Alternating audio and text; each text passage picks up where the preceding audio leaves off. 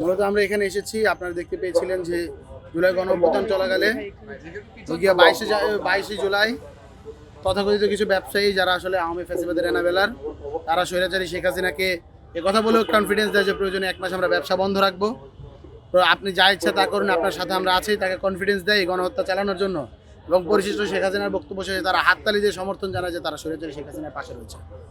তো বাংলাদেশের মাঝে আমরা দেখতে পেয়েছি যে এই দোষরগুলো যারা রয়েছে বিচারিক প্রক্রিয়ার মধ্য দিয়ে তাদেরকে রিকনসিলিয়েশন করা হয়নি বলেই পরবর্তীতে দেখা গিয়েছে যে এখনও তারা ফ্যাসিবাদী যে তাদের কার্যক্রম পতিত যে ফ্যাসিবাদী স্বৈরাচারের যে এখনও ল্যাসপেন্সার হিসেবে তারা কাজ করতেছে এবং এখনও নানাবিধ দেশের ষড়যন্ত্রে লিপ্ত রয়েছে।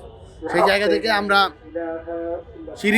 সিরিজ প্রত্যেকটি স্টেক হোল্ডার যারা রয়েছে, যারা এখনও ফ্যাসিবাদের পক্ষে সম্মতি উৎপাদন করছে, তাদের বিরুদ্ধে আমরা আদালতে অভিযোগ দায়ের করতে যাচ্ছি। তারই এই পরিপ্রেক্ষিতে আজকে আমরা হলো গিয়ে যারা পতিত আওয়ামী ফ্যাসিবাদের সুবিধাভোগী যে ব্যবসায়ীরা রয়েছে তাদের বিরুদ্ধে আমরা একটা অভিযোগ দায়ের করেছি, এবং তদন্ত সাপেক্ষে হলো গিয়া আমরা দ্রুততম সময়ে তাদের বিরুদ্ধে চার্জশিট দায়ের করে তাদের বিরুদ্ধে হলো গিয়া যে লিগ্যাল প্রসেস সেটি শুরু করার জন্য বলে এসেছি। এখানে 25 জন ব্যবসায়ীর আমরা নাম উল্লেখ করে অভিযোগ করেছে, এবং অজ্ঞাতনামা আরও 200 জন রয়েছে।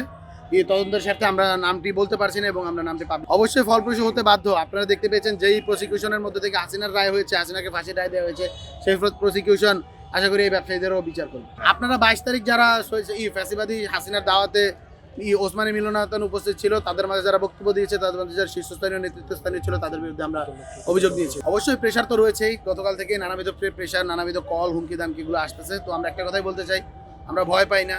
আমার ভাইরা যারা গুলিতে শহীদ হয়েছে, আমার ভাইরা যারা আহত হচ্ছে, এবং এই জুলাই গণঅভ্যুত্থান পরবর্তী সময় আমরা দেখেছি আমাদের কিন্তু গুলিতে শহীদ হওয়া আসলে আটকাচ্ছে না। আমার ভাই হাদি শহীদ হলো, আমার বোনেরা শহীদ হচ্ছে। এখন দেখতে পাচ্ছি আমি সাইবার বুলিংয়ের বিরুদ্ধে, এই হ্যারাসমেন্টের বিরুদ্ধে আমার বোনেরা আত্মহত্যা করতে বাধ্য হয়েছে। সুতরাং আসলে আমাদের আসলে বুলেটের ভয় দেখিয়ে বা কোনো প্রকার ডেড থ্রেট বা এই ধরনের কিছু দেখিয়ে আসলে আমাদের ভয় পাওয়ানো যাবে না। আমরা প্রস্তুত রয়েছি, লড়াই করছি। আমাদের আবু সাইদ যা শিক্ষা দিয়েছে, আবরার ফাহাদ যা শিক্ষা দিয়েছে, উসমান হাদিরা যা শিক্ষা দিয়েছে, সেই শিক্ষাই আসলে আমরা বাস্তবায়ন করবো। ইনকিলাব জিন্দাবাদ।